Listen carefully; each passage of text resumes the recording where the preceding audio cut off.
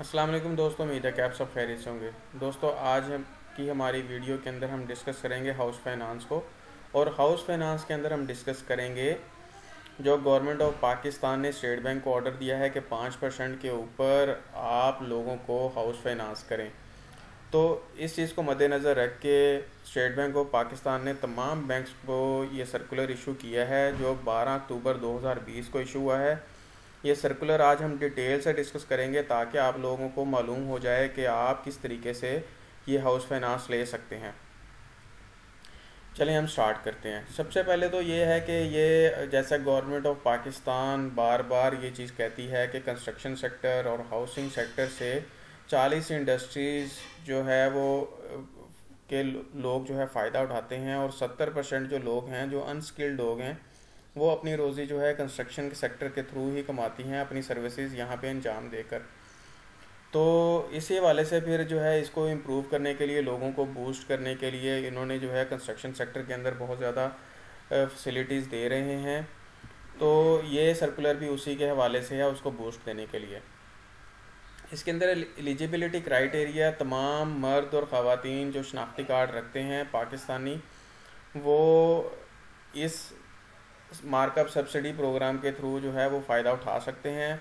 दूसरे नंबर पे उस बंदे का कोई ऑलरेडी घर नहीं होना चाहिए। अगर आपके नाम पे ऑलरेडी घर है तो आप इस प्रोग्राम से फ़ायदा नहीं उठा सकते।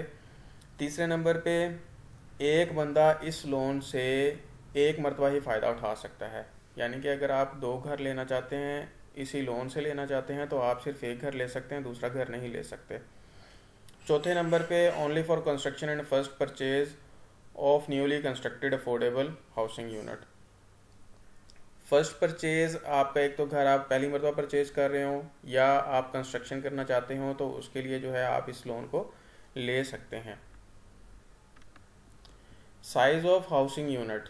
हाउसिंग यूनिट क्या साइज़ क्या होना चाहिए, इन्होंने ये टीयर 1 में जो है नया पाकिस्तान हाउसिंग डेवलपमेंट अथॉरिटी का उन्होंने कहा हुआ है कि ये वाला अगर आप घर लेते हैं तो ये टीयर 1 के अंदर है। अगर आप इसके अलावा नया पाकिस्तान के अंदर नहीं लेना चाहते, कोई और आप घर लेना चाहते हैं, वो टीयर 2 के अंदर है। ये 5 मरले, ये दोनों 5-5 मरले तक का है। टीयर 3 जो है वो 10 मरले तक का है। तो फिर इसके अंदर इन्होंने फाइनेंसिंग भी इस हवाले से कहा हुआ है, तो ये आप जो है वो इसको अच्छे तरीके से देख भी सकते हैं। Maximum price of housing unit. Maximum जो प्राइस है जब आपकी वो मार्केट वैल्यू जब आप घर ख़रीद रहे हैं at the time of approval of financing, आपकी जो है वो उसकी वैल्यू 3.5 मिलियन जो है होनी चाहिए टीयर 1 के अंदर। टीयर 2 के अंदर 3.5 मिलियन होनी चाहिए, टीयर 3 के अंदर 6 मिलियन होनी चाहिए।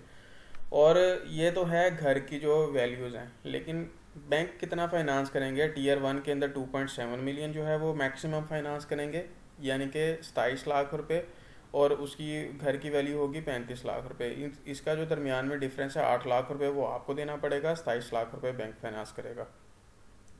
टीयर 2 के अंदर भी 35 लाख रुपए फाइनेंसिंग है, और मैक्सिमम लोन्स जो है टीयर 2 के अंदर भी 3.5 मिलियन का ही घर लेंगे, यानी कि 35 लाख का घर लेंगे, लेकिन उसकी जो फाइनेंसिंग है वो 30 लाख रुपए तक है। इसके अंदर आप 5 लाख रुपए खुद डालेंगे और बाकी 30 लाख रुपए बैंक डालेगा। टीयर 3 के अंदर जो है आप 6 मिलियन यानी कि 60 लाख रुपए तक का घर लेंगे, और 5 लाख रुपए 5 मिलियन तक जो है वो बैंक फाइनेंसिंग करेगा।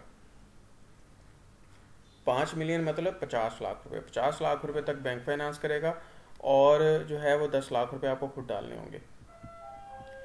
लोन टाइप आपका लोन लॉन्ग टर्म, ये हाउस फाइनेंस लोन है, ये शॉर्ट टर्म नहीं है। इसको इसलिए लोन टाइप जो लॉन्ग टर्म कहा जाता है क्योंकि ये 10, 15 और 20 साल के जो है के लिए ये जो है फाइनेंस किया जाएगा।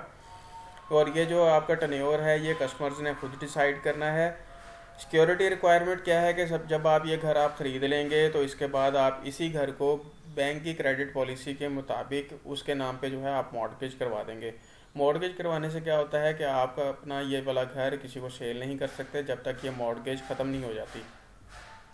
एलोकेशन इन बजट, ये जो है फिर स्टेट बैंक ऑफ पाकिस्तान जो है वो गवर्नमेंट ऑफ पाकिस्तान के अकाउंट में से ये जो सब्सिडी निकाल के बैंक्स को ये देगी।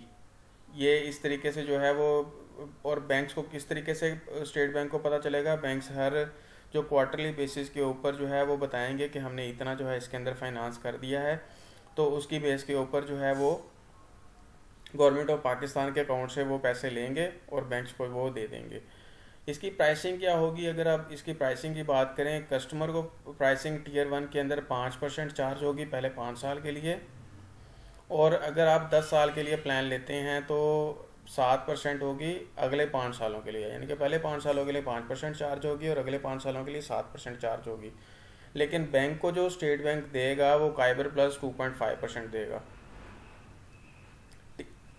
टीयर 2 के अंदर पहले 5 सालों के लिए 5% और अगले 5 सालों के लिए यानी कि 6 से 10 साल के लिए 7%, और टीयर 3 के अंदर 7% पहले 5 सालों के लिए और अगले 5 सालों के लिए 9%। अगर आप यही वाले लोन्स 10 साल से ज़्यादा आप लेना चाहते हैं तो फिर आपको जो है वो मार्केट रेट जो बैंक का है वो अप्लाई होगा।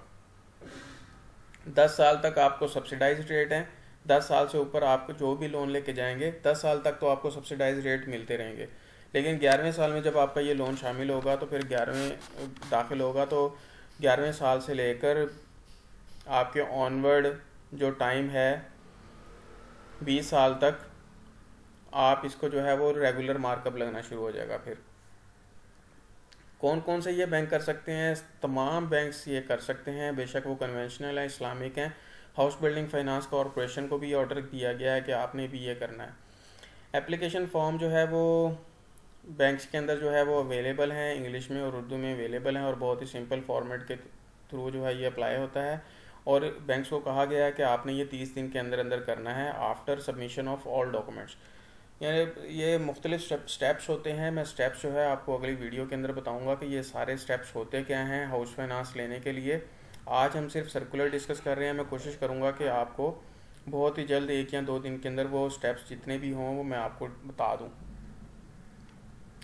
स्टैंडर्डाइज प्रोसीजर तमाम बैंक का जो है वो स्टैंडर्डाइज प्रोसीजर होगा। ये नहीं है कि हर बैंक ने अपना अपना प्रोसीजर रखा होगा, एक स्टैंडर्डाइज प्रोसीजर होगा, सारे बैंकों का एक ही प्रोसीजर है। मॉनिटरिंग बैंक जो है जितने भी बैंक्स की जो है वो एसबीपी खुद मॉनिटर कर रहा होगा ताकि इसके अंदर मैक्सिमम फाइनेंसिंग हो।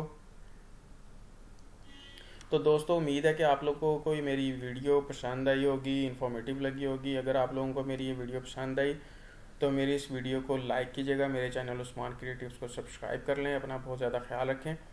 पाकिस्तान जिंदाबाद। अल्लाह हाफिज़।